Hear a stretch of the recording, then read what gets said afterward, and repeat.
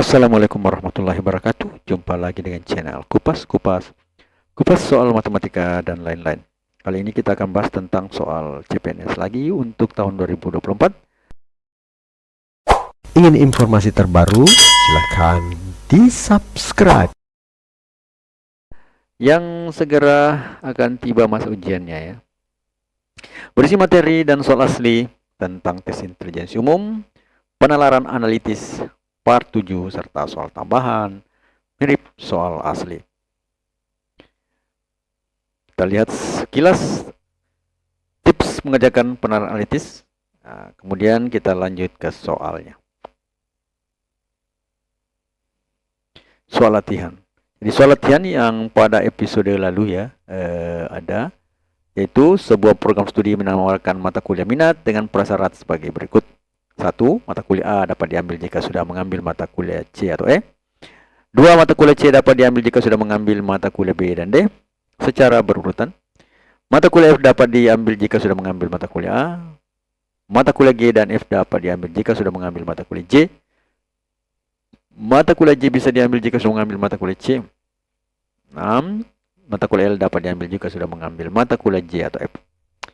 Jika seorang mahasiswa ingin mengambil mata kuliah L, maka urutan mata kuliah yang harus diambil adalah A, AC, J, F, L, B, D, B, C, J, F, L, C, B, C, J, F, L, D, B, D, C, J, F, L, E, D, C, B, J, F, L.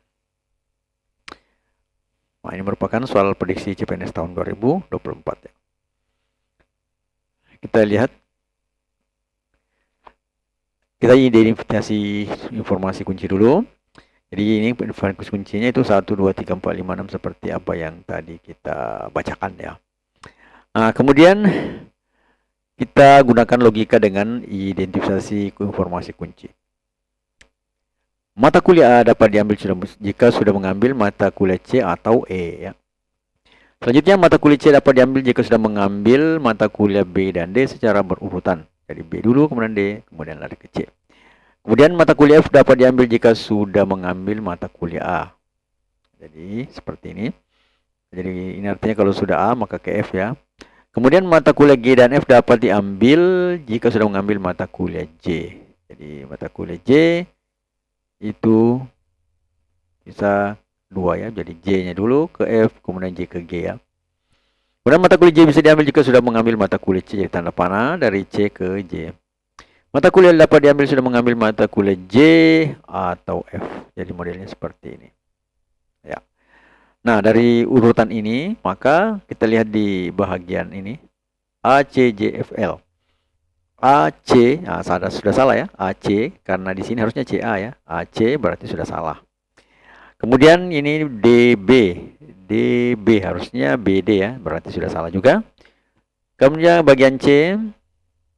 BC, BCJ, JFL, JF, kemudian KL, BC, harusnya melewati D dulu ya. BD, kemudian ke C. Salah juga. Kemudian bagian D, BD, C, J. Jadi BD, C, J, FL, benar ya. Jadi BD, C, J, FL benar jalannya. Kemudian DC, DCB salah ya, berarti memang bagian E-nya juga salah. Ya, dari situ kita bisa melihat bahwa yang benar di sini adalah D, B, D, C, J, L. Selanjutnya ke nomor yang contoh soal ya. Nomor 1. Suatu keluarga dari 5 orang, ayah, ibu, kakak, adik, dan bayi. Diketahui kakak lebih tua daripada adik, bayi adalah anak bungsu, kemudian ibu lebih tua daripada kakak. Urutan umur anggota keluarga yang paling tua ke paling muda adalah A. Ayah, ibu, kakak, adik, bayi. B. Ibu, ayah, kakak, adik, bayi. C. Ayah, ibu, adik, kakak bayi. Ibu, kakak, ayah, adik, bayi. Kemudian kakak, ibu, ayah, adik, bayi. Kita jawab. Jika bermanfaat, mohon di-share ya. Identifikasi informasi kunci. Kakak lebih tua daripada adik. Kemudian bayi adalah anak bungsu, kemudian ibu lebih tua daripada kakak. Jadi kita dengan menggunakan logika bisa kita tulis kakak lebih besar daripada adik, itu menandakan bahwa kakak lebih tua daripada adik ya. Selanjutnya Bayi adalah bungsu, kita tidak perlu tulis. Yang jelas dia paling bontot ya. Kemudian ibu lebih tua daripada kakak, jelas. Ibu lebih tua daripada kakak. Nah, dari sini kita bisa tulis seperti ini. Di ibu, lebih besar kakak, kemudian adik. Maka kuncinya ini di sini ada adik-adik bayi ya. Jadi kuncinya di sini adalah ibu, kakak, adik, bayi. Jadi ini urutannya. Nah, dari sini kita lihat yang ayah adik bayi berarti salah, ayah adik bayi bersalah, adik kakak bayi, adik luber kakak salah juga. Nah, dari sini yang menjadi pertanyaan nanti adalah pada bahagian AB ya. Nah, AB itu apakah ayah dulu atau ibu dulu atau ayah. Nah, dari secara umum kita lihat bahwa yang biasa lebih tua itu adalah ayah. Maka di sini bagian B salah, kemudian yang kita ambil adalah bagian A.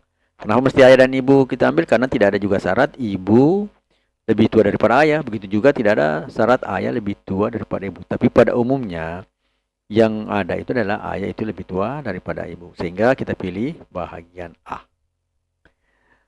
Maka jawabannya adalah bahagian A, ayah, ibu, kakak, adik, dan bayi. Selanjutnya, contoh soal yang selanjutnya, nomor yang kedua. Rina menyukai Yunus. Siapa yang menyukai Yunus pasti juga menyukai Wawan. Sesungguhnya Rina hanya menyukai lelaki tampan. Jadi kesimpulan bisa diambil dari pemaparan kisah tersebut adalah Yunus bukanlah laki-laki tampan. B. Rina tidak menyukai Yunus. E. Wawan tidak menyukai Rina. C. Yunus dan Wawan menyukai Rina. Dan D. Yunus adalah lelaki tampan. Kita jawab.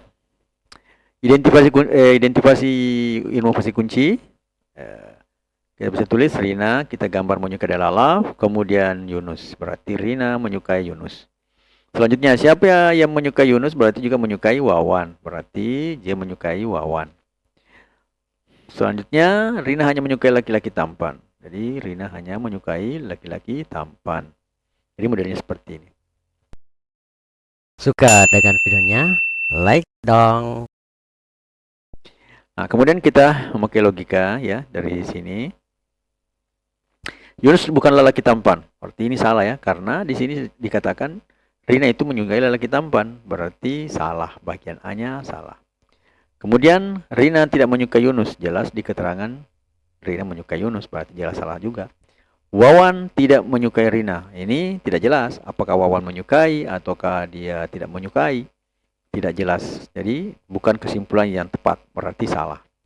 Kemudian Yunus dan Wawan menyukai Rina. Ini juga tidak ada penjelasan. Apakah Wawan menyukai Rina ataukah Yunus menyukai Rina, atau Yunus tidak menyukai ataukah Wawan tidak menyukai, tidak jelas.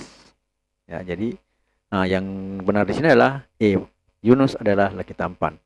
Kenapa dia benar? Karena di sini dikatakan sesungguhnya Rina hanya menyukai laki-laki tampan. Berarti Rina menyukai Yunus karena tampan. Begitu juga bisa juga jadi Wawan juga tampan. Tapi yang jelas di sini yang tampan di sini adalah Yunus karena dia yang pertama ya. Rina menyukai Yunus. Berarti Yunus adalah lelaki tampan. Berarti jawabannya benar adalah bagian E. Yunus adalah lelaki tampan. Selanjutnya kita lihat soal nomor 1. Ini merupakan soal asli FR ya. Soal asli FR. Merupakan soal yang sudah muncul di SKD CPNS tahun 2021. Sebuah kompleks pertukaran terdiri atas 8 toko milik 8 pedagang yang saling berhadapan. Pedagang kain bersebelahan dengan pedagang tas, pedagang pakaian berada di antara pedagang roti dan emas ya, serta pedagang tas. Pedagang beras berada di sebelah kanan pedagang makanan ringan dan di depan pedagang alat tulis. Pedagang makanan ringan berhadapan dengan pedagang roti. Pedagang apa yang berada di sebelah kiri pedagang makanan ringan? A. Pedagang emas, B. Pedagang alat tulis, C. Pedagang kain, D. Pedagang tas, dan E. Pedagang beras. Nah, kita lihat modelnya. Kita jawab. Identifikasi kunci. Jadi pedagang kain bersebelahan dengan pedagang tas. Pedagang berada di antara, di tengah-tengah ya.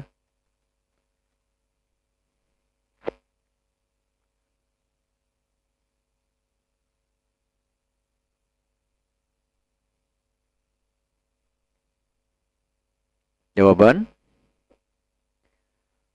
Identifikasi informasi kunci. Pedagang kain bersebelahan dengan pedagang tas.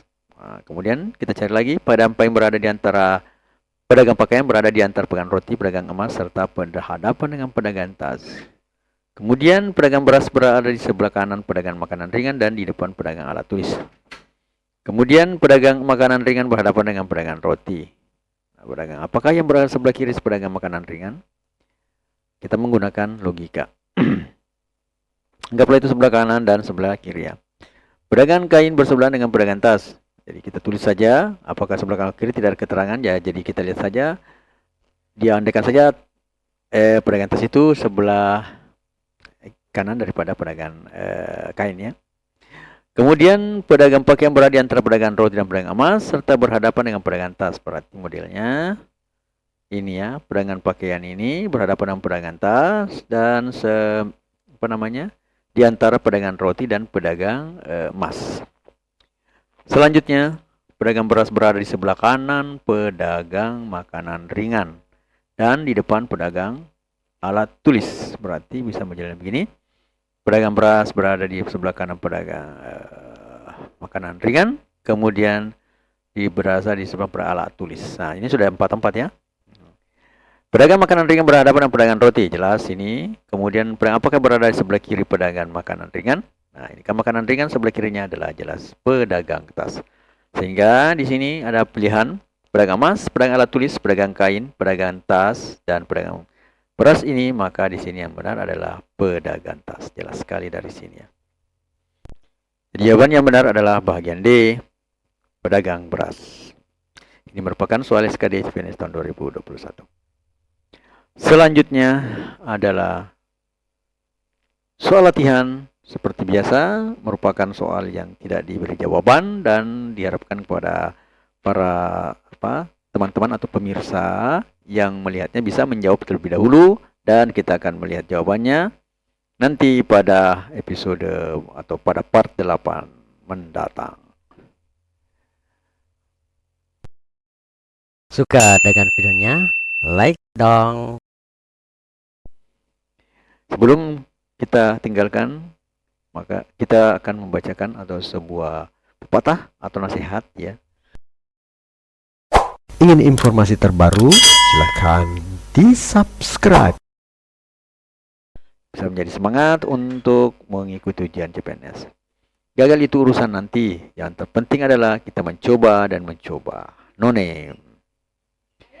Terima kasih atas perhatiannya. Semoga teman-teman yang menyaksikan video ini lulus, mencapai cita-cita menjadi pegawai negeri sipil. Matematika Queen of Science. Assalamualaikum warahmatullahi wabarakatuh.